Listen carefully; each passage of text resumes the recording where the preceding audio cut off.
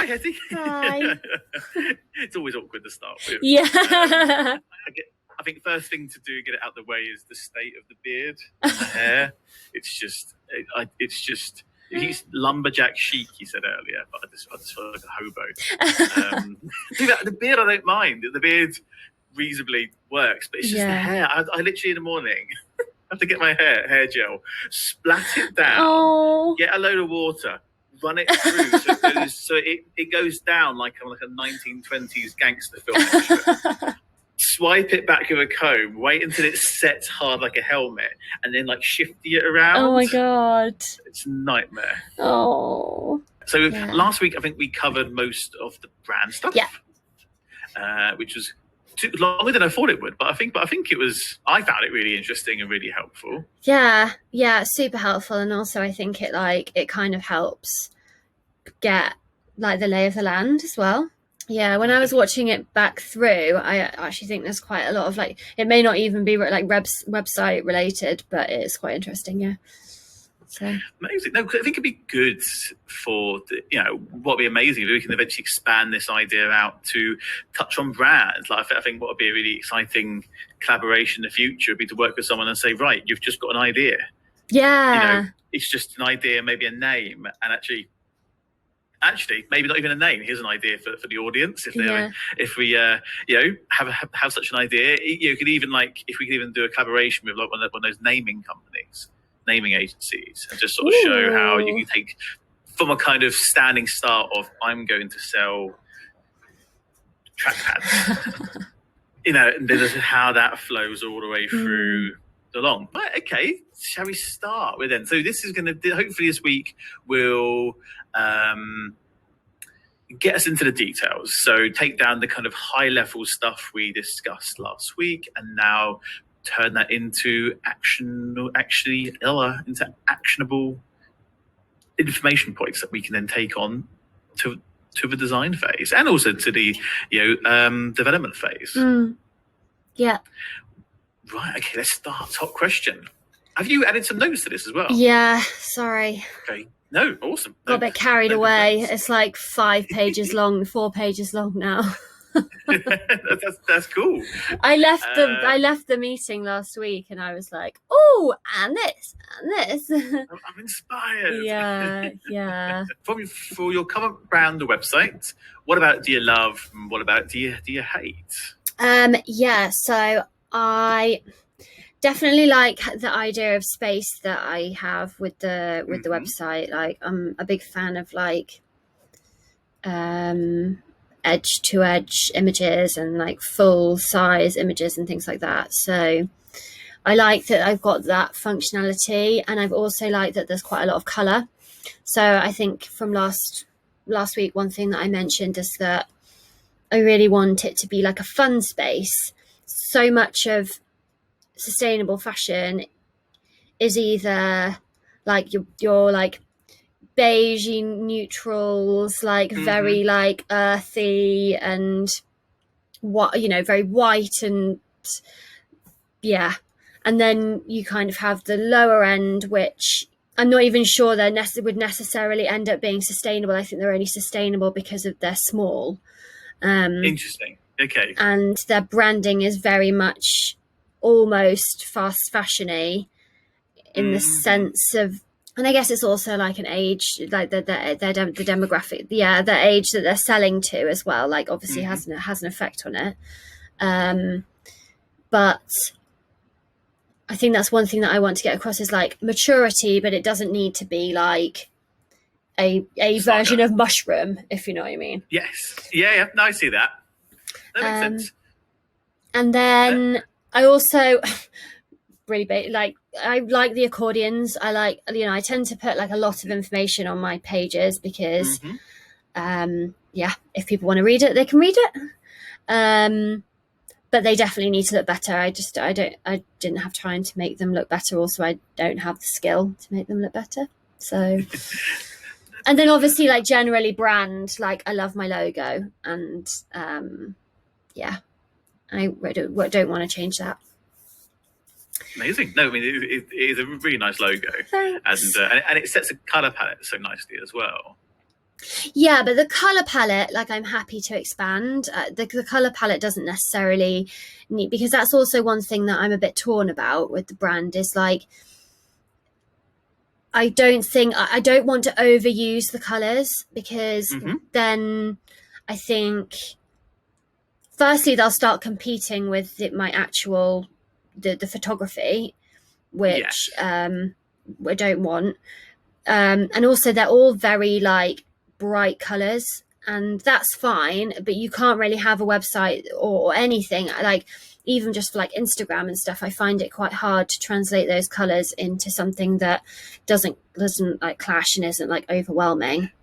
Yeah, that makes sense. Yeah. I think that's something.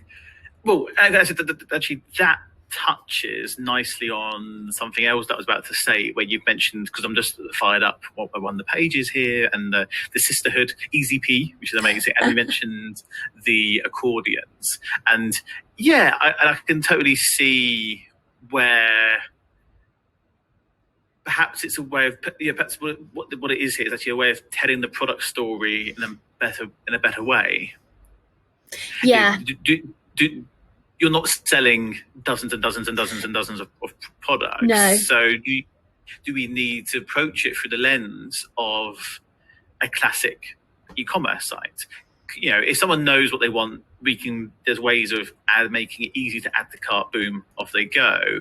But if it's a case of like they've come and they're trying to tell a story, I think that opens up a window to do more on the product pages to actually tell that story, to actually put the information above the fold, and then to encourage you to go down, and you're like, right, wow, this is the one for me, bang, okay, I'm going to go for it. And then that going to the color point, part of making that a visually interesting and a visually appealing process is the highlights of color. Yeah.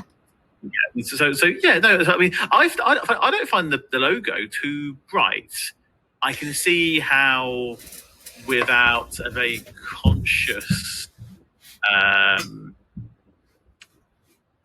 thinking process to it, it could be very clashy and bright. And I think perhaps what isn't quite obvious from the logo is actually what makes it work is that just the white space between the characters. Yeah.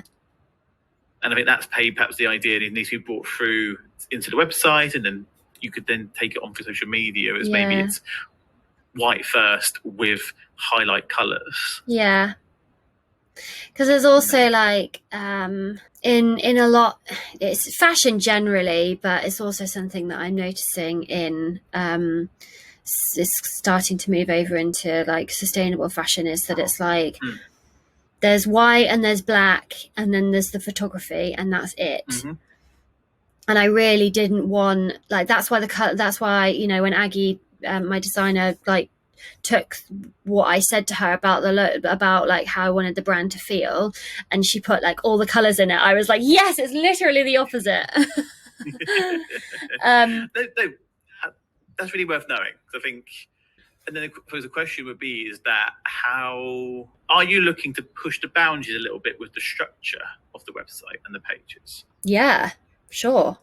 You wouldn't be scared of like changing, not how we even imagine a website, nothing quite that grand, but something. Would you be up for pushing the boundaries a little bit about how a website is, especially an e-commerce site, is traditionally structured? Oh my god, totally. Like that would be amazing.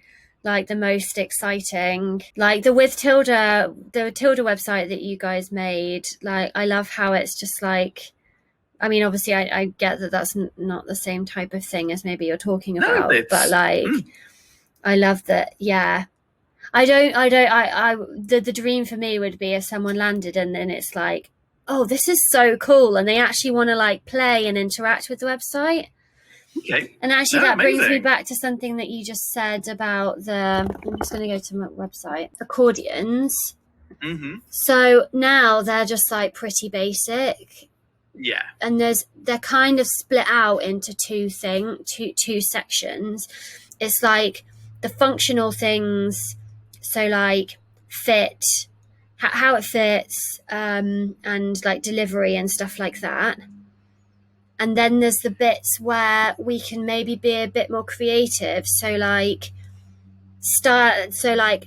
how I would style it and stuff like that. They're things that I want to spend more time creating, more like content around, being like, it may just look like a jumpsuit, but you can wear it in this way, and you know, you can wear a summer jumpsuit in the winter with a polo neck underneath. I know that sounds really basic, but like, do you know what I mean?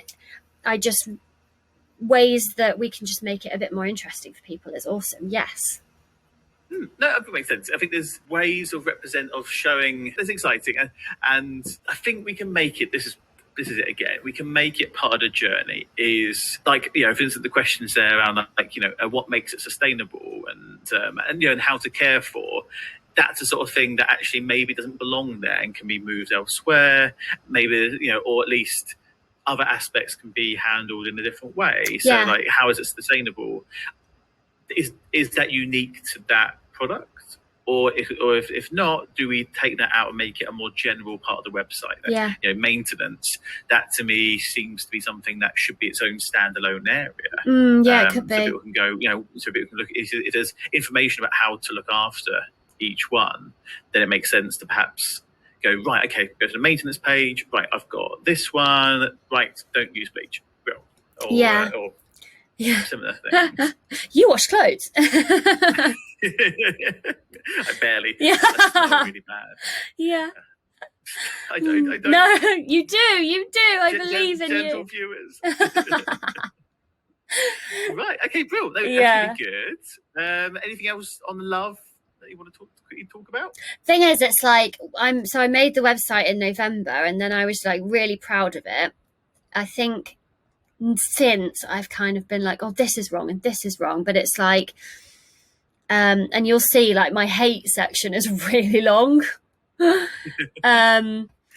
But I think, you know, the thing that makes my website so good is the photography. I spend a lot of money on photography, and so, you know, that's always the thing ultimately that's going to sell the jumpsuit. Like, if somebody can't see a really good photo, then they're gonna, and also see a really good photo on like more than one body type. That's one thing that I'm really trying to do. Always use 2 models so that people can see what it looks like on somebody who's a standard size, standard sample size, sorry, and then shoot it on someone who's bigger, so that, you know, you can see, okay, well, she has a similar body type to me, but she doesn't. Do you know what I mean? Yeah, definitely. No, and I don't think I'm doing that so well on the current site. That's interesting, and that's a really interesting piece of information, because that's something that can be taken forward. And yeah, I think with photography, you know, it make that front and center, and it also goes back to the point of using the colors as accents and ways to break up content, as opposed to like color, block. It can be ways of showing it. Yeah, and you've always been really aggressive with the photography and getting your own content, your own sort of photo content, and, you know, you're investing in it further. So it makes sense to then, and that's actually something else to be mindful of, is the fact you're investing in more of it, making sure the website can handle more imagery and more video and maybe more audio, who knows, you know, in a way that doesn't feel like it's getting too busy, and equally doesn't make you choose between the key is to have enough space so it's impactful, but not feel like you have to use the same template again and again and again. Yeah. So maybe something more modular is you know, to be considered. That would be amazing. But amazing. All right, shall we get into the hating part? It's interesting what you said about, you know, the website. You did it in November, and already you're like, I hate this and I hate that and I hate this. Do you know why? I think I'm just spoilt. I don't think it is. I don't think it's a you problem. I think it's not a problem even. I think it's a nature of e-commerce brands. So we support, as you reason why we're talking, we support quite a few e-commerce brands, and, you know, it's almost like constant development. It's, you know, like, it's, you know, for some clients it's quite easy to do a project, deliver it, off you go, job done. We'll see them in a couple of years. But for anything like this, where it's e-commerce or has a lot of touches with different customers, it's basically obsolete the moment it goes live, and you're basically chasing to try to keep it current for every single week and every single month. Which is awesome for us. Expensive and scary for the brands. Yeah, totally. I guess that's why, companies like Squarespace do so well, because you can just swap out your template. Like, yeah, so easy. I don't like it. Get a new one. Sorry, just like plugging them again. Girl, we hate Squarespace. No, that's a lie. Unless they sponsor this video. Yeah. No, but what I was actually going to say is I've always worked with a designer on a website project, and so now I think I'm just like, well, I don't understand why I can't have this perfectly exciting website. Anyway, what do I hate? What do you hate? The menu. Oh, hate my menu. Yeah. I really hate my menu. Yeah. So boring. It's not the most interesting. I mean, there's a question of, how should it be exciting? What's the value of making it exciting? I think it's just there's a certain amount of so before I had it split out by the jumpsuit names, like the style names, and then I had a separate bit for I had a mega nav before, mega menu, for the collection, and I wanted to be able to have a picture for each one. So if they hover over the sisterhood, for example, it would come up with a picture, so they'd be able to see, because obviously people know, usually sometimes might know the minute they buy something, but they're not going to remember the style name necessarily unless they're obsessed with me, which I love. But it's I kind of wanted to add more of a visual side to it. There's a brand that I really love. They're called Henry London, and they have illustrations in their menu. I've actually put them as an example further down. I just think it's a really cute, a really nice, visual kind of prod almost, just to be because sometimes I think when you come to a website, you're just having a random browse around. If someone came to my website and they were clicked on the menu, and then they were oh, do I want to look at jumpsuits or boiler suits? And then it's well, that doesn't sound exciting enough. Do you know what I mean? If there was something that was obviously it's not going to work on mobile. I'm acting like I'm on my phone, but I think if there's something that can be visually stimulate into clicking, then it just encourages. That makes sense. I suppose a key question back to you, and maybe we'll try and dig this out if you have it, is do you have the analytics around new to returning users, their user flow, that kind of stuff? Yeah. So I can get my Google Analytics app. Because that would be really valuable, because I think it's, for instance, if it's predominantly new visitors, it's probably safe to assume that they're looking for a journey of discovery. Yeah. They found you some way, somehow, but let's assume I think it's safe to assume they don't know everything about you as a brand, as a product, as a person. So that journey should be much more of a kind of a hook, and takes you through. To different. Yeah, they're overwhelmingly new, 86%. New visitors.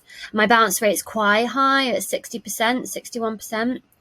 And I think that's probably price. I wouldn't be surprised. Also, the homepage. I think it's a question to be explored. Where does the page at the moment give you that sense of journey, that sense of making, trying to explain the idea, explain the concept to you in more detail. And I feel like there could be a way, I wonder, in assuming they're new, assuming they need a bit of hand holding, and to optimize the site experience for. You've probably come here because you probably are interested in jumpsuits, where you have flexibility and and more. Or just generally like, oh, interested, like that's new. Yeah, exactly. Yeah. So it makes sense to optimize for that journey, but then crucially make it really easy for any point someone to jump away to just purchase it. If they need to come back and return something, they need to work out how to maintain it, they need to work out how to buy it, crucially.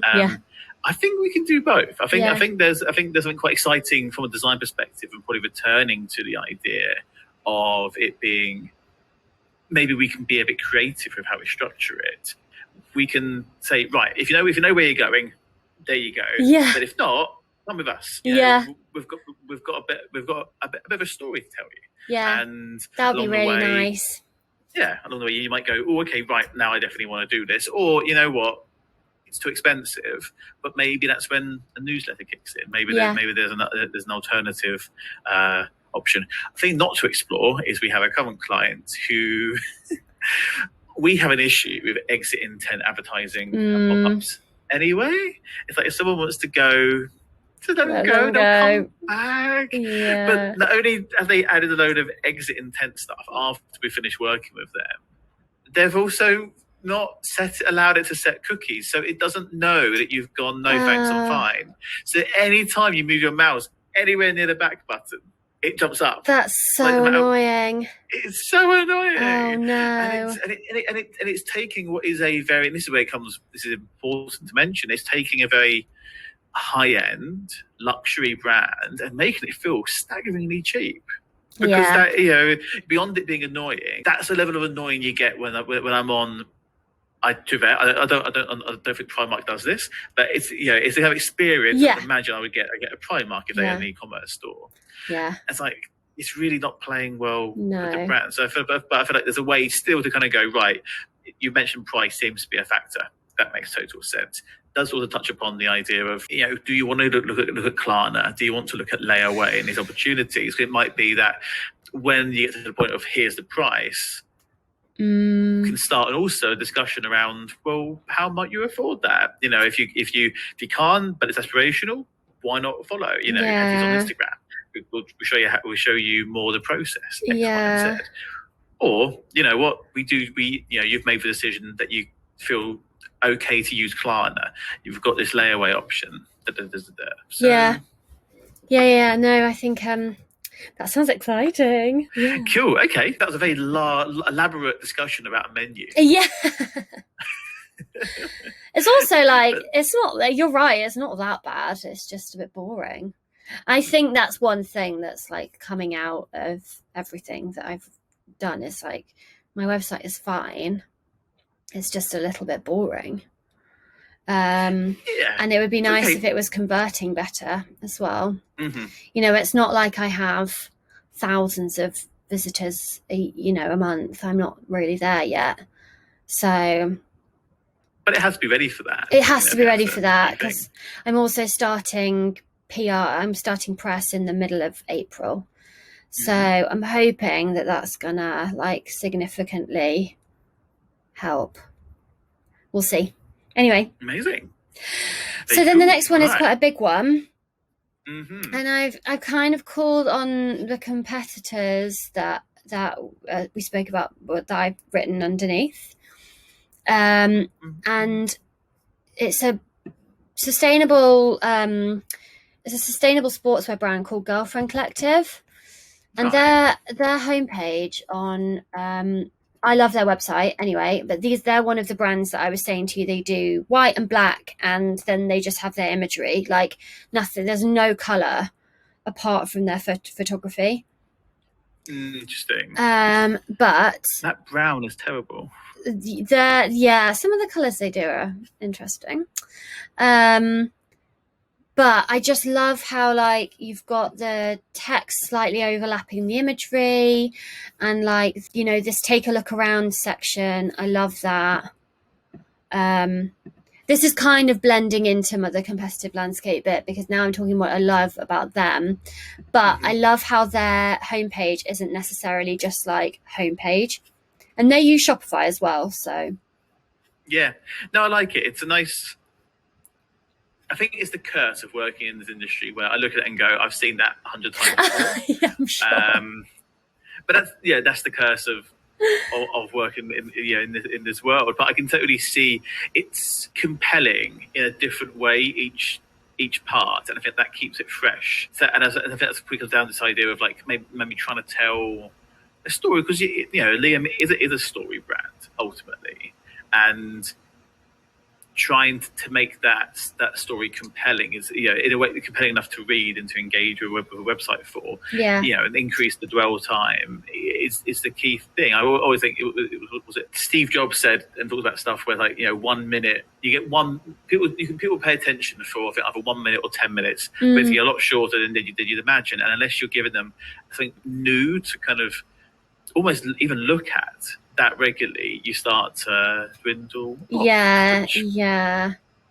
Which is why we have these 1 hour videos. Yes, exactly. We're really giving them what they want. But I think it's a really great inspirational piece, and I think it gives a good sense of what you don't like about your current website. Yeah. This website looks like it's had some thoughts go into the layout and the design, whereas mine looks like a template, which is fine because it is a template. But we're moving on. We're moving on from the template. So exactly. Cool. That's awesome. Fonts, nightmare, and this is Shopify. They're such a pain. Anything that's more exciting than like their font library is like, no. I tried to add a custom font at one point and then just didn't have time to continue. Anytime I try to increase the letter spacing, it's just a pain. And I always find it's one of those things you mentioned just now about the sense of there being a plan to it, and I always find anything with fonts, it feels like something nice to tweak, but often it won't do enough. It's I've always found typography has to be part of a wider concept. It might be a minor part of that concept, but then it will tie together nicely. I've always found that where we've had like clients go, just change. Every now and then we'll get a client that says, it's fine. We'll just change this font because we can't afford to buy the one from Adobe. We can't afford to do this. And it's like, I mean, you can. And hey, we're just code monkeys. We'll do what you say, but. It's going to be weird because you haven't considered that logo and the weight and the individual weighting and considerations for it. So no, I think it's fine to. I'm happy to change it. I like exciting things. Whatever. Nice, brilliant. The accordions we've already spoken about. Yep, I think we agree. Just think they need to look better and be a bit more interesting. So this is quite a big one. So at the moment for my products, I wanted, so that the theme I use the grid theme, and in Shopify, and you can't have all of your products show on the collection on like the collection pages, so like the main shop all page, as well as having it so that like if I'm in one, I can choose between the colors, if you know what I mean. No. So say I'm on the Sisterhood and you see you can choose the colour there. So you can choose black or you can choose emerald, velvet. You can't do that as well as having like a shop all and you've got all the products on one collection. Okay. Is that... It's the theme. And I think it might also. You now. Yeah. So I'm looking at the Alex, and you've got one as needle cord, one gingham, one cotton velvet. Yes. So I can't have that. Yeah. So that's just one product, and then on the collection page, it splits them all out for me. This plugin that I use splits them all out for me. Right. But it's quite complicated to keep on top of. Mhm. I don't get a proper URL for each one, which is just like a string of numbers. So like that's not amazing. Mhm. And also for like any kind of advertising, which I'm not doing yet, but probably will start towards the end of this year. Any it won't work for any kind of advertising, so I can't, like, my Facebook shop doesn't work properly, which means that my Instagram shop doesn't work properly, and it's Instagram that it's more important for, and also it doesn't work in Google, like for anything Google related. Okay, no, that's a really, really good point.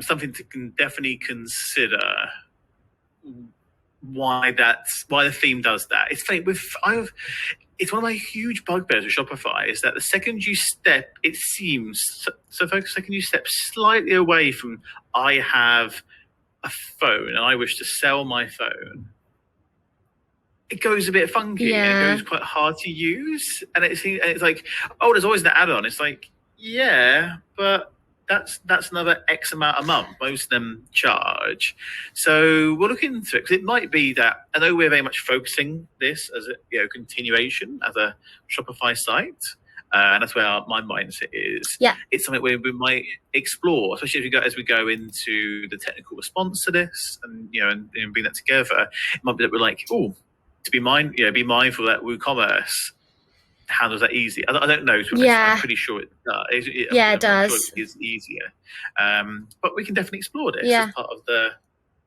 process. Because I did it for speed the last time, and also I wanted people to be able to flick between the colours. I wanted them to be able to compare things. It's rare that somebody would buy two and keep them both. Normally they would buy two and maybe return one, and so I like having that functionality. So, but it maybe is a case that I need to look at having individual products. Yeah, I don't think so. That seems silly, doesn't it? Really. Hopefully not. It's the same product, but it's just a variant. Yeah. But again, the fact that Shopify seems to insist on adding that variant thing to the URL does seem painful, but cool. No, really, really, really big point to make. I think that's something to really improve because, like I say, it touches upon all your advertising and also sharing of URLs. People find it really hard to understand. If you want to share, I see something amazing, I'll share it along. Then going, oh, make sure you check the variant number. Yeah. I just think it's cool. Like it makes it quite ugly as well. Yeah, definitely. Yeah. It has an SEO impact. Clarity in URLs. That's the most important thing for me. Is like the actual vanity side of it. Is neither here nor there. It's like more the fact that that from the SEO perspective, it's not that great.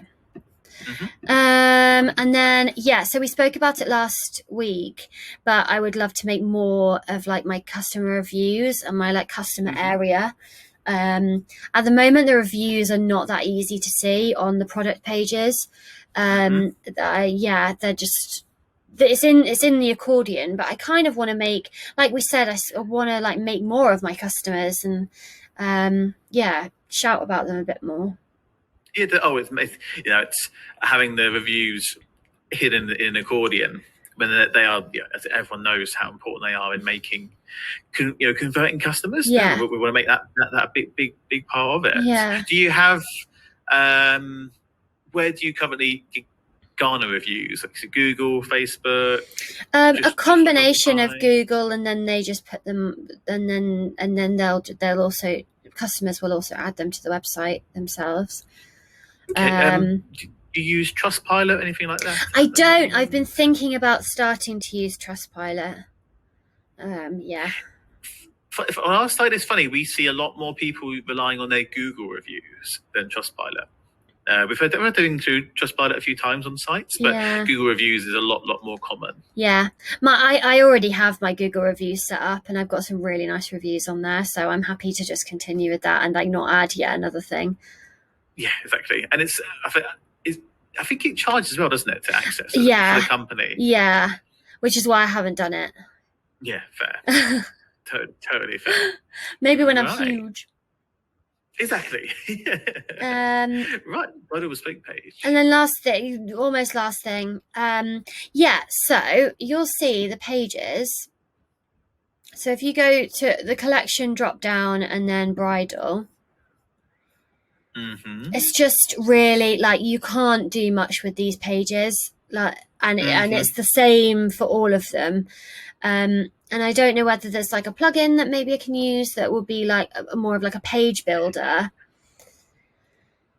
But no, it's a challenge of Shopify in that, especially when it comes to themes, unless it's been the people who developed the theme first plan to be really good with content.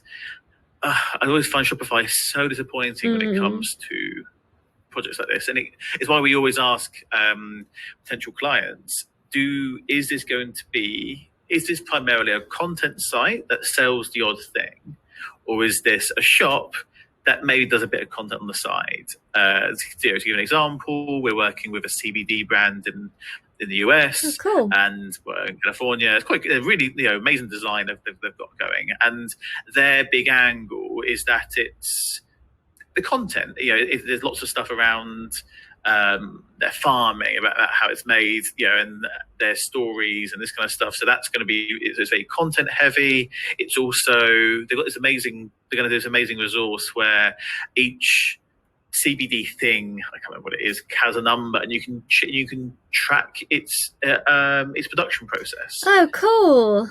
Yeah, you can go back and see who touched it and this kind of stuff. Really amazing thing.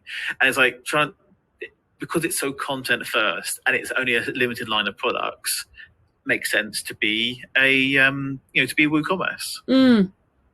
Beyond some legal questions about Shopify and CBD products, that's by the by. Even that not being the case, WooCommerce makes more sense for them, because for actually handling different kinds of data, different kinds of content, and ensuring they are displayed the best, we find WooCommerce an awful lot easier as a solution, even though I find it clunkier to use on the back end, at least. As a user. Okay, cool. Good to know. Something to consider. Yeah. And site speed. Yeah. I don't know. This is just like Shopify's back end says that my site is really slow, and then I look at Lighthouse and it's fine. So I think that's just something that like I would like to keep in mind. I think like from when I look at Lighthouse, it looks like it's generally the theme that's the thing that's slowing everything down. So yeah, that's fine. Most themes are developed for usability with speed secondary. Yeah. We're finding it now. Even our more artistic clients, shall we say, are finding that speed is becoming a factor for them. So no, I mean, even though Lighthouse says it's fine, it can always get better. Yes. And we can make sure that when it is being built, it has got that speed is front and center, and it's oftentimes just being conscious of imagery and making sure that we're not on mobile, load a smaller file and use different source sets and these kind of things. So it's going to be relatively easy to improve the speed. Yeah, and I think that's also something that like you can maybe give me a bit of training on, and being like, okay, don't upload. Like I know not to, like I know that by now, but at the same time, it's like, sometimes when it's like, oh, I really want to get it up and it's just like a little bit too big. It's just, Yeah, that's fair. And also the slight downside with Shopify, of course, is that you don't control your hosting environment with them. So, in one hand, that's good. I'm sure Shopify spends an exorbitant amount of money on improvements to speed, which is amazing, and you benefit from that.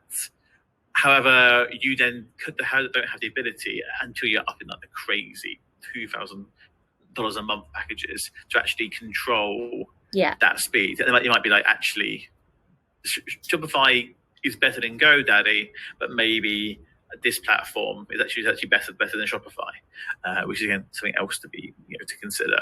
Cool. With the big caveat I find to this, that we know speed leads to conversions. That's true.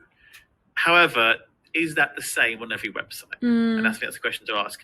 Amazon shaves off a couple of milliseconds, huge impact, because it's so like, should I buy this one? Should I buy that one? Whereas if this is more of a story brand and it takes half a second to load, is someone going to go, I don't care, I'm going to go buy another story brand jumpsuit? Yeah, I don't know that's true. So I feel like it's not. Also, I can see that most of my visitors don't buy on the first visit. They come back 2, 3, 4, 5, 6 times until they've decided, okay, now I want to buy it. So I don't know necessarily how important it is for me to shave off like 0.5 seconds. So, without harming the brand. And I always find that I butt heads a lot with a lot of traditional SEO people who are like, this is wrong, that's not semantic. And I'm like, I understand. I genuinely do understand. However, what you think is irrelevant. Because ultimately, it's like this isn't going to be found through. This is not an SEO-able brand for somebody at this stage. It's going to be people are going to come here through advertising. People are going to come here through recommendations. And I understand that this would be better for SEO, but doing that ruins the brand and the thing we're trying to do with the website. And ultimately, a tiny increase in one's standing and one's ranking factors with Google compared to a compelling story once someone lands on the page, for a lot of time, the second point is going to be more valuable. Yeah, totally. Agreed. Nice. Okay, cool. 3 competitors below. So this one you can see, last week I was like, oh yeah, I found ones who are on my level really hard. Yes. And you'll see that I've really obviously left it blank. That's how hard I found it. You have no peers. I was just like, how do I compare someone who's on the same level as me? I don't know. Do you know what I think? I think the bad thing is because, this is going to sound awful. Go on, just say it. I think I look at people who are like amazing, and then I look at people who are like not in the same place as me, and I tend not to like look at in the middle chunk. No, I think that's fair. Yeah, why would you? It's not that interesting to do so. I wonder if actually, and maybe you've already done this, so apologies for I'm telling you how to suck eggs, but maybe it's a case of looking at you but in a different market. So is there a hat brand? Is there a refined like leather shoe brand? Yeah. Something where it's similar, quite a more niche product set. Yeah, totally. Yeah. And I think that, I have do you know what? I actually think I came at this from a different angle, which is probably not right for me. I think I came at it from an angle of being like, whose websites do I see in the same like ballpark, rather than, okay, here are my competitors, because I actually already have like competitor information. That's absolutely fine. Just let me open it. I was just thinking I was just like, whose website do I like? No, but I think that's a valid response, because actually, and one of the things we put the wording here is better with the inverted commas, and that's in the discovery session PDF, which is downloadable. We don't get to define what better is. It's up to the brand to define what better is in this sense. And for an e-commerce brand that primarily sells through the web, the website is going to be probably that key factor. Yeah. But I also I find it really hard. I'm always like, everyone's better than me. So. Oh, no.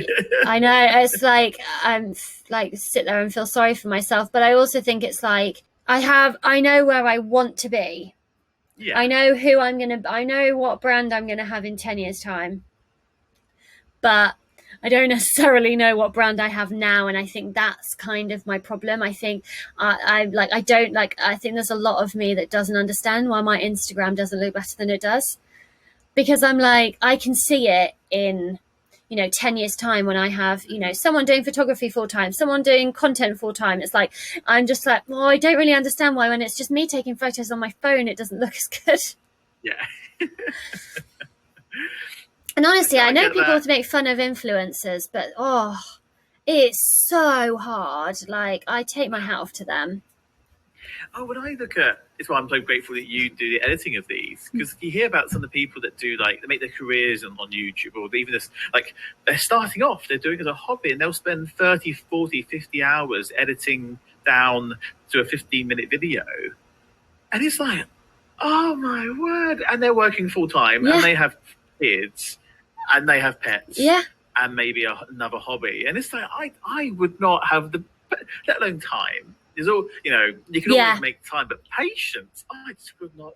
You have to really love it. And I think that's Yeah. one thing that I've found, like, it's actually funny before when you were like, how are you dealing with the COVID stuff? It's like, for me, like, it's starting to get a bit of a chore, like having to do it like, 7 days a week or whatever. But it's like, I'm still 2-3 years in, like, I still love it. And it's like, I think that's how you know that it's like something that you can spend your life, however long it's for, doing something. It's like, if you care enough to be doing it in your spare. And for me, like, going out and seeing my friends is like a big part of my life. So if I'm willing to, put aside my meals out, then it's a big sign. It's a big sign.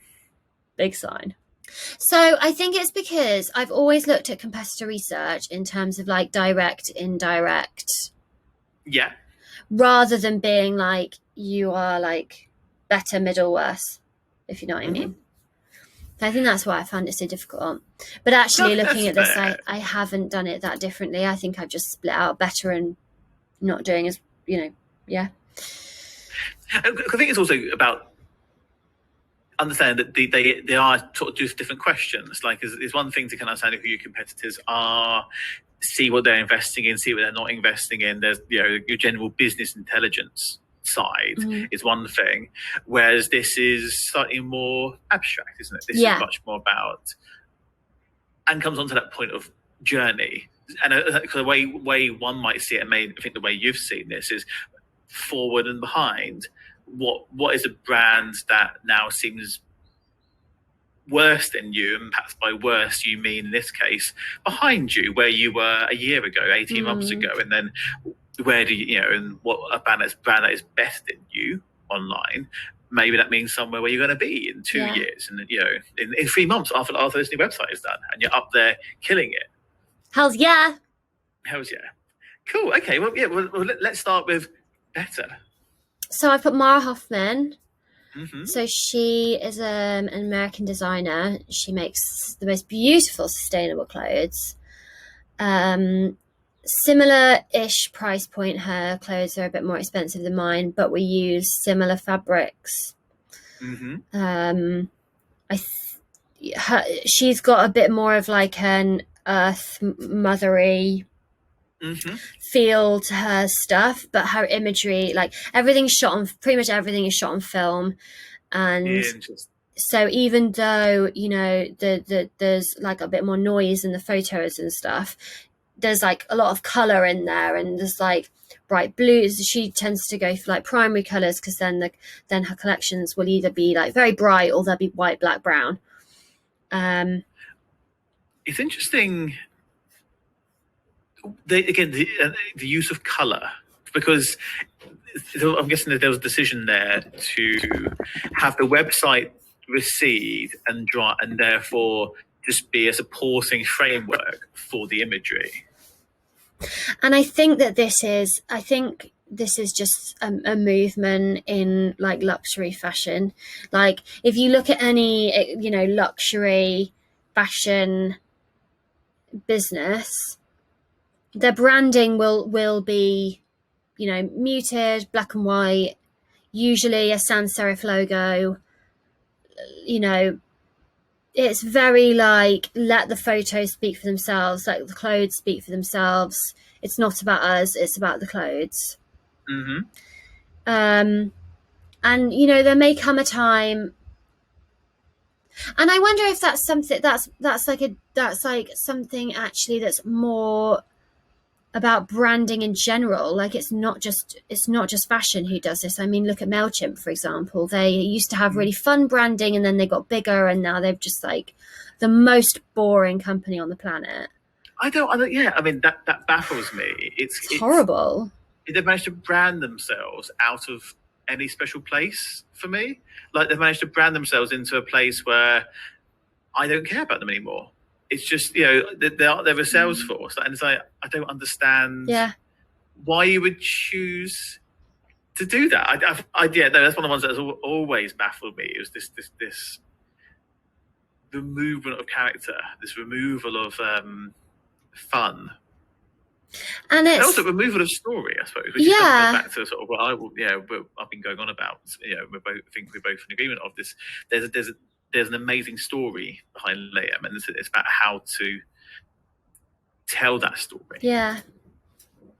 Maybe it's just like, by the time companies get this big, it's like people don't care what the story is. They just want to see the clothes. Could be. It's true. Which is really sad. It's like, you know, at what point will I change the branding to just be... And I think that's why I wanted all the colours in the logo, because it's like, I want Liam to be different from that. I want it to be like fun and not this unattainable. Like, sometimes I think a lot of these brands are like unattainable, you know, they are other, they're separate. Yes. You know, you look at Net-a-Porter, and like, I know it's a bit different for them because they are a retailer, so their branding can't really be the priority. It's always going to be the brands who like have to shine. But like, yeah, I just noticed it in like all luxury fashion, and even like the brand labels in the clothes, it's just like black and white. Yeah. Well, so you mentioned on the Mara Hoffman one. It leaves me very cold, I realised. Impressive as it is, and like the imagery is beautiful. It's, to me, very uncompelling. But then it's like, is that what women who spend the best part of £500 on a dress want? Or like that's what I find really hard to like understand about my brand, because am I doing it wrong? Yeah. Would I sell more jumpsuits if I was like if you were like that? Yeah. Very big question. Yeah. I think the possible response to that is, I always feel like, I'm guessing Mara Hoffman's much larger company now. Oh yeah, and she's like her brand's like 20 years old or something. It's like, yeah, it's an yeah. Sorry, carry on. I always wonder, when a brand gets to a certain point and you have sufficient numbers of senior leaders in a company, the website sort of becomes this lowest common denominator. You know, what's the thing that can get signed off by the most number of senior people? Fair enough. Yeah. And eventually that becomes black on white, because no one has an issue black and white. It's classic. It looks like Vogue. Yeah. Or if they're techie, it looks like Apple. Yeah. It puts the imagery first and foremost, which is a brand decision. It's also the person who's in charge of all the photography gets to say that has to go on the front page. There comes a point where, and I think MailChimp was an example of one where eventually, through lack of clear leadership, the brand just begins to recede into mediocrity, I suppose, or at least that sounds bad, because that sounds pejorative, because it is. Yeah, it's not, but it's not mediocrity. It's safeness, maybe a sense of just like, it's the one design you can get signed off by 10 alpha aggressive people with very strong views on how things should be. Yeah. if like I just any rebranding project has always been like it needs to be about our customer, and it's like, It's never about the customer. are you our customer? Yeah. Person signing this off? Yeah. So I can see, that it's a really interesting choice you've made. I see where you've taken the idea of better with that, because that's a vision of Liam, absolutely. 5, 10 years on from here, and that's cool. But I can definitely see how that's hopefully not that to me wouldn't be where the website would be going next. No, absolutely. And I think that's why, I've also put Girlfriend Collective as one of my better ones, because, and I think again for different reasons. So Girlfriend Collective, their imagery is amazing, and also they're just like representation generally, like different races, different body shapes, like that, and that's more of like, that's something that I need to be doing more than you maybe, but it's also like the organization of the products I think is way more just makes way more sense. They also have a bigger product range, but these guys have grown really quickly. I think they had like, I mean, they gave away their first like 100 or 200 pair of leggings like 2 or 3 years ago for free. Wow. Yeah. Just because they were starting off and trying to get word out. Yeah, and like just generally as a company, they're like, I think they've done really well. Like they're really open, and their customer service is amazing. I have multiple pairs of their stuff, and it's really. No, I do like it, because I did admire Mara Hoffman, actually, how body type less so, but definitely with people of color, they've really seemed to have pushed that angle, which is amazing. And I think really powerful, and I think it's really powerful for them, because if I worked out what it is now, Mara Hoffman feels old-fashioned newspaper magazine to me, which is a cool vibe, and it's good that they've gone for that vibe, but they've still been thoroughly modern with their viewpoints and making stands. However, Girlfriend Collective to me seems contemporary. Yeah. And I think that's and probably speaks more to their own customers. Oh, they definitely, like Mara Hoffman is like, a totally different customer, which is obvious. I mean, I'm saying that, maybe not. No, they are a different customer. Sorry. No, that's cool. Okay, cool. Now I think we've covered what's good about these two, and I can see you've chosen both, because I feel like they speak to a future and maybe a vision of that future. It's kind of like there's aspects of this that we like. Maybe that's the user base, and I think also there's something interesting here because the brand's customer base will change. Like an example I always use is Skechers. I find Skechers fascinating, because it's that they used to be, when I was younger, a fairly youthful brand. Yeah. Like whereas now they are exclusively, at least in my life, worn by people who are 50 and over, who adore it because they're so comfortable. Yeah. And I don't know if Skechers know this. If anyone's from Skechers watching this, your customers change. You need to accept it. But they love it. Like my girlfriend's grandma, who's in her 80s, adores her Skechers. Oh my god, I love that. It's so good, because and then, like, I get in the before time, I used to get sent down to Wembley to do some to go to the Skechers store to buy certain Skechers for my mum, and you walk through it, and like the average age is getting a lot older in there. Oh my god, that's funny.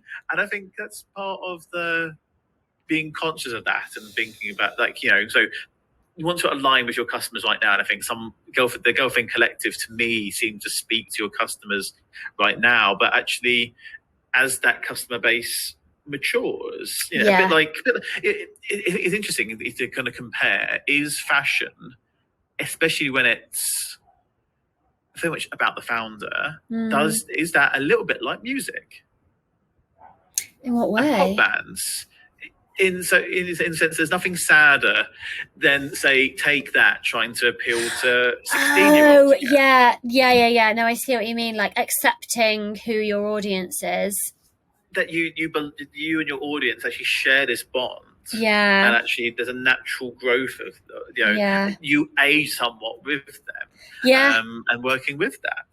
Yeah, I think that absolutely makes sense. I mean, I think there's few brands that have been able to change their demographic completely. I think Birkenstocks did it really well. True, that's true. But then I suppose also with them, they aren't about the person necessarily, about Mr. or Mrs. Birkenstock. Yeah.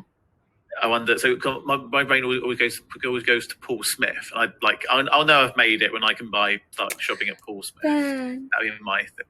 So I adore the band. Seems amazing. The brand's so wonderful. The use of color is special. But then you think, is that a youthful brand now? Do I imagine many 21-year-olds wandering around in Paul Smith anything? I'm not sure. No. But I also think culture has changed. Like, people don't wear suits. Any, like, wearing a tailored... So maybe they would if they were going to a wedding or something. But it's like... Tailoring has totally changed. Like, you wouldn't wear a suit to work, so... That's an interesting idea. Who's the suit maker of the wealthier 21-year-old? I don't know any wealthy 21. That's true. Either way. That is interesting, isn't it? If anyone has any strong opinions, please tell us. We're intrigued. Yeah. Anyway. 21-year-olds, where are you shopping? Where are you shopping? Let us know. Yeah. We can sell to you. Okay, and so we'll just skim over who's on your level. Yeah. No one's on your level. You are unique. I'm on a plane on my own. Exactly. You've carved out your own exactly plane of existence. Matter Clothing. Yeah. And so this maybe this maybe isn't even fair to them, because they're like on a hiatus, which is partly why I chose them to be. That's just mean. You're beating on them. I know, and I feel really bad. I feel really bad because, like, I'd come up with the idea of the jumpsuits, and which is why I can't ever say they were the first toilet-friendly jumpsuit, because they weren't.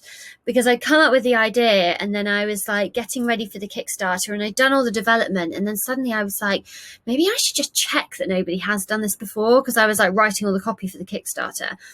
And then I found Matter, and they also had a toilet-friendly jumpsuit, but they didn't really focus on the product. Their focus was on the patterns, as in the decoration of the fabric. The URL was very confusing. Yeah. I think my girlfriend's really into sewing right now, and I'm always aware of like new fabric brands, anything like that. But this, to me, the whole thing sounds like it's going to be a fabric brand. Yes, and so they really focus on the fabrics, which is why I've partly put that it's really unfair. I feel mean, but I'm better because they also haven't really like changed anything. They in like quite a long time. We also have a totally different customer, I think, even though we both do jumpsuits that are toilet friendly. I think what's sad about them, I'm just doing a little bit of code digging, but it's a bespoke theme. Oh, really? Yeah. Or at least so that costs them some money. It's like, no, I can definitely see where it's sort of. I don't hate your current website, and I find this worse. Yeah, good. Me too. But they've obviously spent lots of money, some amount of money to make it. Yeah, no, it does feel. Yeah, I see what you mean. It's very much. Like theirs looks like a template. Yeah, very much so. That'd be the sort of thing. It feels like you're going backwards it was like that. I also feel like it doesn't tell me anything about them whatsoever. Like if they are even if it is all about the techniques and the fabrics, amazing, but where's that story? Yeah, and they work like directly with their manufacturers. Like they have much more of a connection to the whole process than I'm able to have. That's bad. It's So sad. yeah, You have to question. You have to think. Has that played a big part in why they've had to take a break? maybe. If you can't tell your story. Yeah. Because story's everything now. It's so important. Yeah. And I also think, you have to have the energy to keep telling the story. And I think I've seen a lot of fashion brands close doors this year because it does take a lot of energy to constantly repeat who you are, why you do it. Because obviously, I think it's between 8 and 10 times that someone has to see something before it goes in, which is like a lot of energy for you to expend on constantly repeating your point. So your website really has to do a lot of the work for you. Definitely. And it's funny you mentioned that because that's one of my big things with Paul Smith. He does, regular interviews, and I think people love to do student videos with him, which I find is lovely. You see all his game for it. But people ask him, so how did you start the business? And the story of Paul Smith, and it's the exact same story every single time, to the point I just jump for 30 seconds, and he'll get to the end of it. But he's done a really great job of saying the same thing, so he's not thinking about it, but it doesn't feel rehearsed. And I feel like that's. But I find the story, the truth in that is that, even into his 70s, and the brand's 40 years old, if not older, he's still in 2021 telling the same story to new people. Because new people have only just discovered the brand. Different people have only just maybe came back to it. Maybe also Paul Smith is a great example of, once you're into cycling, that takes on a whole different angle, that opens up a whole new part of the brand. And if you take on, as you go through different parts of your life, certain brands open up different parts of themselves to you in a way that books do, don't they? They'll say you should read a book when you're in your 20s and your 40s, and when you're in your 60s, you'll be different every time. So I feel like the same thing, with your brand. It's totally. Here's a more wider sense of when you first told me about Leim, my brain, I think I was just back from Havar on a last holiday, and my mind just couldn't get beyond the ease of use for women going to use the loo. And that to me it's about partying, it's about clubbing, it's about freedom. But that's a different access to it to the mothering audience. And I can certainly see there's an angle of if you're pregnant and you need to, and that's a whole other angle, story, opportunity, challenge, brand touch point. And I think that's actually something quite interesting. I think we could take through to explore as well. I think, but I mean, in this way we get to get yours next. I think both of those are valid journeys, but they're both valid customer bases. Yeah, totally. And then how to make sure that the website allows for both those stories to be told, which will still result ultimately in them getting to the end of buy it now. Buy it now. Yeah. Comes with free tickets to a festival. Oh my God, could you imagine? That'd be so good. Free Land Rover. Free electric car. We'd have to go to make sure it's okay. Yeah, of course. Business reasons. Oh, I'm fingers crossed going to get a stall at Wilderness. That'd be so cool. Yeah, so cool. Just make sure you've got staff there so you can go and go for a walk around. The vibe. Oh, I'll be back tomorrow. It's 11 a.m. Just close up. Yeah. All right, cool. That makes total sense. I can definitely see where you were with those. Yeah. All really interesting. And I noticed we still haven't got round to website yet. So I think it makes sense to draw a line here I feel like brand and the competitive landscape, those two things are so meshed in many respects. It's, you know, much as your brand is about your story, is also how does that fit into a landscape. Totally. So I feel like we'll tackle website, the more boring, shall we say, more functional aspects next time with more coffee. Cool. Amazing. Perfect. Well, good to see you. You too. I'll speak to you soon. And I'll speak to you soon. Yeah. Bye. Bye.